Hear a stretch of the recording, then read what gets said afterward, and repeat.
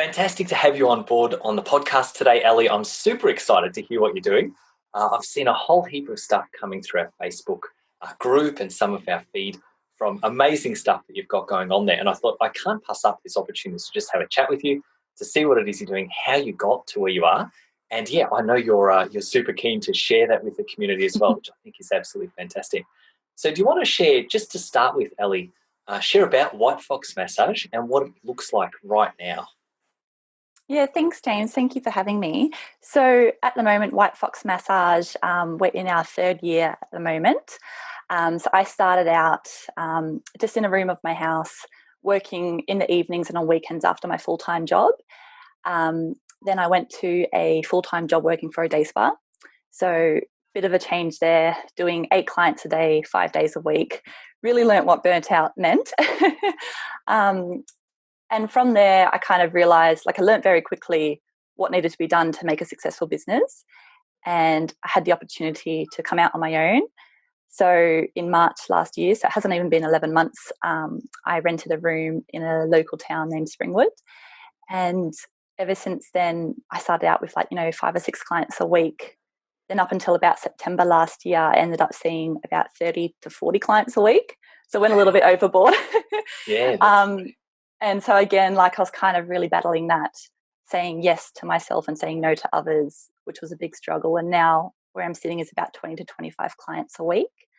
And I've actually just hired my first team member. So I've got my own therapist working with me. It's only a third week this week, which is really exciting. How exciting. That's awesome. Yeah. So it's all new, which is exciting, but it's been a really good challenge, which I love. Yeah. And look, that is amazing fast growth. So just to be clear, from the time you opened your own actual room, your clinic, Yeah. to when you were doing 5 or 6 at the start per week, right up to when you're doing 30 to 35, 40 treatments a week, what was that time frame? How many months was that? So I started beginning of March and I actually got married mid-April. So it was just an easy time for growth for you, right there. It was full on. So so 6 weeks after I had been there, I got married, had a week off, and then came straight back on board.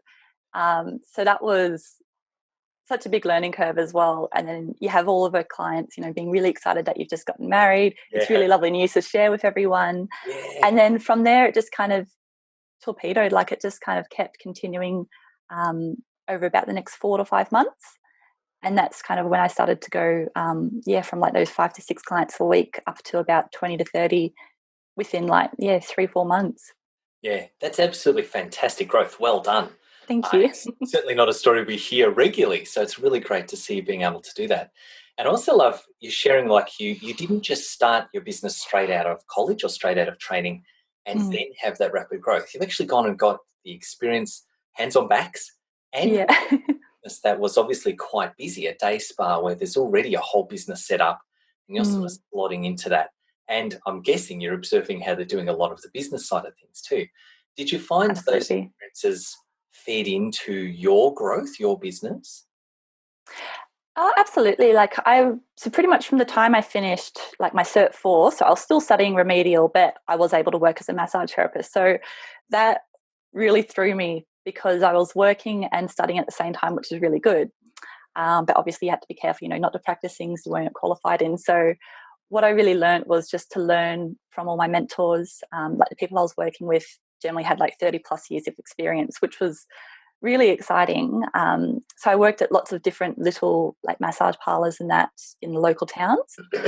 And then from there, when I went to the day spa, just really paying attention to the business side of things helped me understand what to do and what not to do in my business. Yeah, awesome. And that it's really great foundationally, I think, to just literally get that experience too. Yeah, absolutely. It is not just the hands-on backs experience, it's seeing some different businesses from the inside, and you just get a feel for, especially with things like day spas that are usually bigger and very well organised into kind of the business side of things is usually very well organised. It's great to just see the procedures that they've got and the software that they use and, I don't know, all the behind-the-scenes stuff that goes on. Absolutely. Yeah, really beneficial when you get there. And I know Alicia has a similar story. She started working from a chiropractic clinic. So even though she was running her own business, she's, observed a heap of what the chiropractors did. And she did her time in day spas as well. She worked in a couple of different day spas that were around here for several years. She worked sort of different shifts at different people there. So, yeah, really great foundational experience there to be able to do that. When you were in that phase of really rapid growth and you'd started up and then you were growing quite quickly, getting married, doing all that stuff that year, what for you do you think was the things that enabled that growth to happen so quickly? Because I know a lot of people listening to this are going to be like, I'm seeing 5 or 6 clients a week. I'd love to be seeing 20, 25, 30. What did you do to get that to happen over a few months? I think you have to start out with like the base of how obviously you work with a client. So I'm always really real with people. I don't like to pretend. I'm just like really down to earth and I make stupid jokes or whatever. And I think people really love that.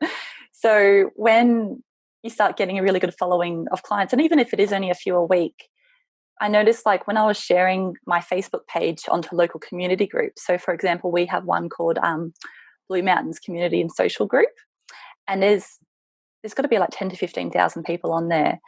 And just by sharing things on there, it started getting my name out there a little bit more.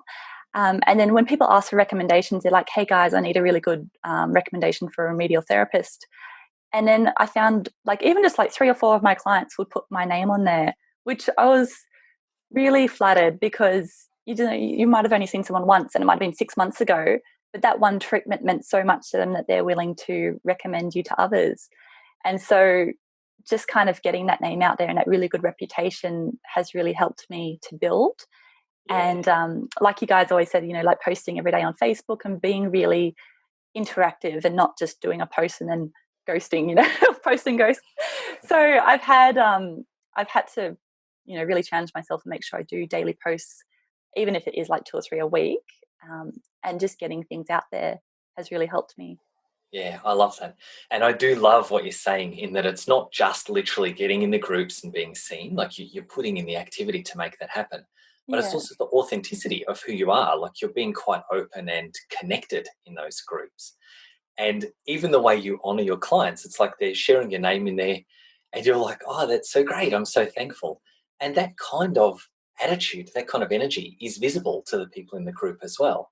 So it's a really great way to be able to connect who you authentically are with a broader audience that otherwise might not even know you. So I love that strategy. Really great way of getting visible. Well done. Thank you. Cool. And it is really great to enjoy support from your clients too. It shows that you've got good treatment skills and also those good interpersonal skills, that you're building strong relationships with those people. And relationships is what it's all about, right? Being authentic and keeping those relationships alive. It's absolutely fantastic. I love it. I also, something we were talking about just before this interview, but you mentioned that you have been a finalist for a couple of awards locally as well, business awards. Do you want to share about that experience? What was it like entering awards? Well done on being a finalist. What was that whole kind of thing like for you? Well, the first award that I entered was for a local women's in business called Women with Attitude. So I actually entered it the night after our wedding. So we got home on the Sunday after our wedding, and on that Sunday night I was like, oh, I haven't entered the awards. So I'm up until about... Now we're married. Hey, I'm going to go sit on my computer for a couple of hours. Oh, I'm really lucky that one was only a short entry, but it still took me like 3 hours. And that was really good because it questioned a lot of things I didn't think about in my business. It made me ask, why am I in business? Like you were talking about like environmental factors, what I consider for my business to make it more sustainable. And then the other one I also entered, which was for our local business chamber, they asked about 20 questions and they were all pretty much the same question, about 500-word answers each. And wow. I just remember thinking, I'm going to enter 5 different awards. And I always leave things to the last minute. So here I am, like 10:30 at night, starting to enter them. And then I'm like, I've just spent 2 hours doing one entry. I don't think I'm going to get to all 5 awards. So I just did the one. But you know what? It's such a good experience because when you even go to the awards nights as a finalist, it's so inspiring because you meet all the other local businesses, you understand how they operate. They might have the same challenges as you, which is really nice because you don't feel as alone. Yeah. And you make all these great connections which help you throughout the track with your business, which is really probably more beneficial than actually winning the award. Yeah, absolutely. And I know Alicia and myself both entered our separate businesses in local awards here. And definitely what I found is just the process of going through the entry helps you to look at different parts of your business that you might not otherwise. And I don't know about for you, but for us, we even had people who were like mentors that would Mm, help us with the entry. And when you do the entry, they give you feedback, not just on the entry, but on your business as well. And it's mm. very simple feedback. It's nothing that's like really involved. But even just that sort of third party look at what you're doing, how it's all stacking together, can be really great, really beneficial for making things work. Yeah, absolutely. And that's the thing you don't realize. It's how those little bits of information, they all add up to be a gold mine. Yeah, that's right. And the connections are really great. I remember when I was running my web design agency, every year we entered the awards. We sat on a table at the awards ceremony, and every year I managed to pick up a client from our table for web design or some other kind of graphics work. I'm like, hey, this is pretty cool. It's like the entering the awards is more than paid for itself just by the connections that I've made on the table. So any of that kind of stuff can work really well too. I want to ask you next. I know in any kind of business when you're growing, there are challenges as well as all the success. It's wonderful to hear about the wins and how great that's been. But I know there's always challenges, whether they're internal or whether they're things that happen in the business that you've got to work on. What would you say were the biggest challenges for you when you were starting up, or maybe even still now? Yeah, my goodness, there were so many. Probably some of the biggest ones were really listening to myself and what I needed and saying no to other people to say yes to myself. And it was more in a form of, so I used to work at an osteopath. So same time while I was running my clinic, while I was getting started up, I was working from both. And same as Alicia, I was still, running my own business from the osteopath that I was. So it was about 10 minutes from my other clinic in Springwood. So it's a 10-minute drive. So what I would do is I'd go to Springwood in the morning and have two clients. I'd go to Blacksland, I'd have two or three clients there, and then I'd go back to Springwood in the afternoon. I'd have another one or two clients there in the afternoon. And I was doing these really stupid things where I was like, yeah, I can just work any hour possible. You want 7 a.m.? That's fine. Oh, yeah, I can do 8 p.m. And it kind of became the thing where I was becoming really flexible and not listening to what I needed and just bending to everyone else. And then I was like, well, hang on, they're coming back and they're enjoying it. So I started being a bit stricter. And people started asking, oh, can I come at 5? I'm like, oh, can you come at 3:30? And just little bit by little bit, I started to get a bit more confident about my hours and being flexible, but still being fair to both the client and yourself. Yeah, I Um, love that. yeah. And so eventually I set days. So I had Monday, Wednesday, Friday at my clinic, and then Tuesday, Thursday, Saturday at the osteo. Still doing 6 days a week. um, and so finally I just thought, well, I have to focus just on my business. So literally only this week is the first week that I have been solely at my clinic in Springwood, which has been so much less stress because I don't have to think about traveling, having towels for that clinic and towels for this clinic. And it's really important, I think, just now that I've listened to myself. I'm like, well, this is what I need, and I'm growing myself, which actually feels really nice to give yourself that permission. How fantastic. Yeah. And well done on moving through that challenge to a place where it's working really well for you. It's great. It's also good to just hear from someone who's still in it too. It's like you're moving into your current clinic full time and permanently. You've just Yeah. hired someone. It's like everything is in a lot of movement at the moment, and you've got such positive energy around all that change. That's really great too. And I want to I don't always ask questions like this, but I want to say, do you have some kind of mindset practice that you do to help yourself stay positive while you're going through that kind of change? Or are you naturally just like a go-getter? What do you do? Oh, it's I would love to have like a mindset. I always say I'm going to meditate or I'm going to put things out there, and I never do. I always leave things to the last minute, which I've learned actually works out for me. And I think I've just learned to trust like the universe and that everything happens for a reason. And it's kind of made it a bit easier than putting pressure on myself to make things happen. Yeah, I But love that. yeah, but like you said, I am still a go-getter and I still do like to make sure I get things done. Yeah, it's awesome. And it is something where I know lots of people have an aim to meditate but don't, Mm. right? And it's part of like the mindset side of things is that if we beat ourselves up about that kind of stuff, that doesn't actually help. Exactly. If meditating helps you, then awesome, do it. But if you find that leaving things to the last minute actually gets things done for you, then there's not really any like big, I don't know, master authoritative figure that's saying, well, you left it till the last minute, so that's terrible. It's like, well, I got it done. I got my entries into the awards. I got my whatever Facebook posts up. And sure, it happened at 10:30 the night before, but if I'm happy to have that as part of my lifestyle and my business just happens to work because I do that, then thumbs up, right? It's like whatever works for you is going to work for you. That's awesome. Thank you. Yeah. It is also great that you've had a higher number of clients than you wanted or needed, and you've been able to have, I think confidence is the key word there, the confidence to reduce your hours and sort of restrict how that's going. And still, it's like too many clients is always a far better problem than not enough, right? It can still be challenging internally, but it's like a higher level of problem. It's a better problem to have.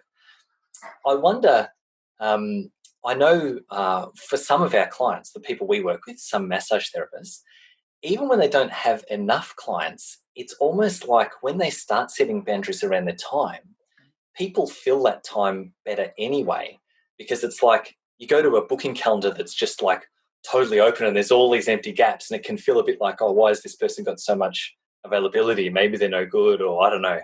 Whereas keeping a quite a strict time frame of these are my working hours and this is when I'm available looks more professional, gives a better vibe to what you do, and just naturally helps a client to feel more confident in what you're doing as well. And I guess what I'm trying to ask here is, when you've hired someone else and you've grown your capacity there, have you had to use any strategies to help that second person get filled as well as you are? Or has it been easy for you? Have you just had the overflow to make that work? Well, that's been a whole other challenge, actually. It's kind of like I started all over again because I'm busy, but now this new girl, it's kind of gotten to that point where you're like, okay, well, people know that they love me and they come to me for what I do. And I know that my new team member, she's amazing, but it's getting that out there to my clients and even to new clients that, well, I've got another amazing therapist, come and try her out. So It's been a challenge, not necessarily getting clients with her, but trying to get people, like not necessarily trying to feel her sorry, but to wean people off me. I know it sounds very odd, but you get attached to a therapist, which is completely understandable. But I always want to have like a backup, if I'm not able to come in or something happens, that they're confident to go and see another therapist. So that's been a big challenge, which I've just got to have more confidence in getting that out there, I guess, to more people. And you're only a few weeks in, right, to having so I'm sure that's something that you'll be able to work through over the next few weeks or months. I know there's a bunch of people who we work with, and also just in the group that we've got, that are looking for staff. It's a really common thing for people. We talk about the health leader ladder that has the stages of being that health leader, and at the start usually you work by yourself, and then you need to get more clients, and then you move up and up. And at some point, there is a moment where it's like, if I want to continue to grow, I'm going to have to do something other than what I'm doing now, hire a staff member or find another way of growing. And a lot of people get there, they want to hire someone, but they have heaps of trouble finding the right person. So the first question I want to ask you, before we even get to, how do they get filled and all that kind of stuff, is how did you even find the right person? Do you have some super cool tactic for us to share there? I think getting them when they come out of the gate. So like when I was looking for my staff member, well, I wasn't even looking. That's the great thing. I was looking for someone to help me for a weekend job. I had 10 clients and obviously can't do 10 clients within a few hours. So I asked a friend that I studied at TAFE with, and she was working that day, but she's like, oh, I have this really great friend that I know she's just about to graduate. So I got in contact with her, and of course she wasn't available on that day because she's working, which is always a good sign. And I said, well, look, if you're looking for other work, I'm getting really busy and I could really use a hand. And we just kind of got chatting. We met up for coffee one day and I was like, do you want to do a trial? Let's just do a massage. So she came over to my clinic and we did a little bit of a trial. I was like, this is perfect. And I think I've really learned now, like even with my husband, if we go shopping for a fridge or something, you learn to go with your very first gut instinct instead of spending the whole day going shopping or trying to find a good staff member. You stick with what you know, and if someone's really good and you feel it, I just was like, I'm going to hire you. You're amazing. You're really good with people, and that's what I want. Absolutely awesome. And I love it. It's really part of your network. You've found that person through a friend of a friend or a colleague of a colleague. And that is a really great way to find the right people. And the other thing I love that you're sharing out of that is that you're just taking action. You're not spending a whole heap of time actually making the decision. You're making the decision quickly and moving through it. And I would say that's part of, I bet that's a pattern across all sorts of different parts of your business. And that's part of why you have managed to grow so quickly, because you're taking action, making decisions quickly. And it's actually more beneficial to make a decision quickly. And if it's the wrong decision, you figure that out quickly as well, and then can make Absolutely. another one. You know, if you can move through that, it's actually easier and quicker to build a business that way than it is to spend hours and hours trying to make decisions before you've actually got the relevant information, because you haven't hired anyone yet. Exactly. How can you know if it's this person or that person that's going to be better? You can spend ages trying to interview them and do all that stuff, but it's actually better and quicker to just hire one, see if it works or not, and then work through that way. So I love that you're in that process. I also want to return to getting them filled, because I know this is another really common challenge. It's exactly the same. Alicia had the same thing when she was employing people at her clinic. Because you're the one who set up the business, it's often you that's in all the social media, and you that's on the website, you that's got the reputation around town. And then when you hire someone, people still, when they're booking, they call up or they get online, and their natural instinct is to book with you. And we do have a few strategies that we work with people around that to kind of raise the visibility of the other staff members. But a really key one is also, I don't know if you're using this or not, but if you get people who book in with you, you can actually purposefully pass them on to your colleagues. You can say, hey, it's been a great session today, really, really great. I want you to book your next session with, insert team member's name, and I'll see you again in a month because I'm really booked up, but I know such and sell them on it, like such and such is great at exactly what it is that you're doing or what you need, and as long as they are, it can be a really great way of using your influence and using your reputation, the fact that people still want to see you, and purposefully passing people through to the team. So it's, really great challenge to have, and I love that you're working through that at the moment. What do you reckon, from all the things that have happened, the challenges that you've overcome, what would you say are your biggest achievements? Like, what are you most proud of on this journey so far? Probably, I remember my most proud moment would probably be when I walked into my clinic for the first time. So it's actually a multi-modality clinic. So there's 3 other practitioners there. And Awesome. the first day when I walked in, had all my laundry in my washing basket with me, and I was all excited. And I walked in the door and my name was on a plaque when I walked in. And I just kind of stopped. And I remember I actually started to cry because I was like, oh my goodness, I've made it. And it's like all of this hard work had come, and then you just see your name on a wall. And it really made me realize that I'd made the right decision. How And fantastic. I look back on that and I think, well, it's just such a simple little thing, but it makes you realize that what you're doing is the right thing. And, I was about to embark on this huge journey to help all of these people. So that was probably like the biggest moment. That was really exciting for me. I love it. And it is so important to be able to every now and then just acknowledge what's actually happening or the place that you've got to. And a moment like that is really the perfect opportunity to just go, wow, there's my name on a plaque. I have made a lot of progress since I started. And to be able to just acknowledge that to yourself is a great way of continuing to move forward too. So I Oh, love that. absolutely.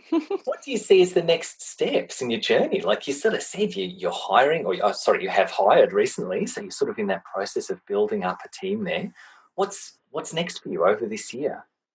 Well, the main priority for me at the moment is to get probably one more therapist on board, at least, just to really fill those hours that we have. So the clinic that I'm renting from, I get it 4.5 days a week. Beautiful. So what I would really love to have is like a morning and an afternoon shift, because at the moment, you kind of cap yourself out doing between 4 to 6 clients a day. Like I can do more than that, but I don't feel like I need to, because by the time I come home, I've still got all of my business things I need to do. So instead of just being open, say from like 8 a.m. to 4 p.m. or 12 p.m. to 7, it'd be nice to have a morning and an afternoon shift filled. So that's my next priority that I'm working on. Awesome. Yeah, I love it. And I know before we had the bigger clinic with multiple rooms, Leash did work for years from just one room. And it was a sort of a place that had a couple of different practitioners in it, but it wasn't that well organised to call it an actual multidisciplinary clinic. It was just a set of rooms. But she had, I think, I can't remember now, 2 or 3 staff that worked with her from the one room. And just by doing split shift, it's like someone would do 8 a.m. till 2 p.m. and then the next person would do 2 p.m. till 8 p.m. You can see a heap of people, even in one room. And ideally, you even want to kind of max out that space before you get somewhere bigger, because then it's like you're bursting at the seams. Then when you get into a new place, you can kind of spread out a little bit and it feels comfortable. But you've also got the flow through ready to help pay the rent. Usually is more on a bigger place. Absolutely. It's an awesome plan. I absolutely love what's happening there. And I know you'll do well based on what you've done so far. Being able to just continue that journey, I'm super excited to see where you go, Ellie. It's going to be really great.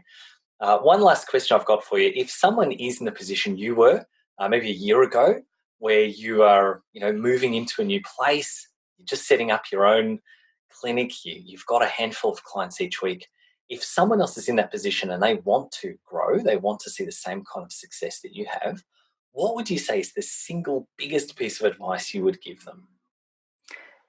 I think from what I've learned is just taking every opportunity that comes your way. Like, for example, when I was meeting with my business advisor, I was offered this room in Springwood where I am now. And it was probably in about November 2017, that I was offered this room. And I was like, oh, that'd be really cool. But I just started at this day spa job and I was like really torn. And I was like, no, I'll leave it for now. And so I'd been at the day spa for 3 months and I was completely burnt out. And I was like, there's got to be something better. Something isn't working. I was crying on the way to and from work. And I was like, this is just not right. So I decided, I was like, oh, look, I'll just email her and I'll just see if the room's still available. And I was so lucky that I did email her when I did, because I've been putting it off for about 5 weeks. And she's like, actually, it is available. Do you still want to come in and have a look? So I jumped on that opportunity and I did leave it a bit late. But I'm very lucky because the day after I contacted her, someone else had contacted her about the room and she's like, well, someone else is interested. So it just really goes to show you have to jump on every opportunity, big or small, like the moment you get it. And even if you don't know if it's going to work, just be like, hey, I'm not sure about this. Can I have like a day or a week to think about it, and be open, because that's the biggest thing. You can't hide the fact that you're interested and be like, oh, I can't do it at the moment. You just have to be like, I really would love to do that, or I'm not sure how it's going to work. Let me work it out and I'll get back to you. So yeah, that's the biggest thing, I think. I love it. And I love that you're taking action and you're saying, I'm going to work this out. Let me work it out and I'll come back to you. And that's such an authentic way to continue to build relationships with the people around you, and including clients, but also other suppliers, other connections. It's an absolutely amazing way to run your business. It's been super good to talk to you today, Ellie. I'm just so impressed with what you're doing. I'm really proud for you for what's happening with you and for your clients. Like, it's such an amazing thing to be able to build a business like that. It's helping so many people. Really excited to see what you do this year. Thank you so much for being on the podcast. All the best. Thank you, James.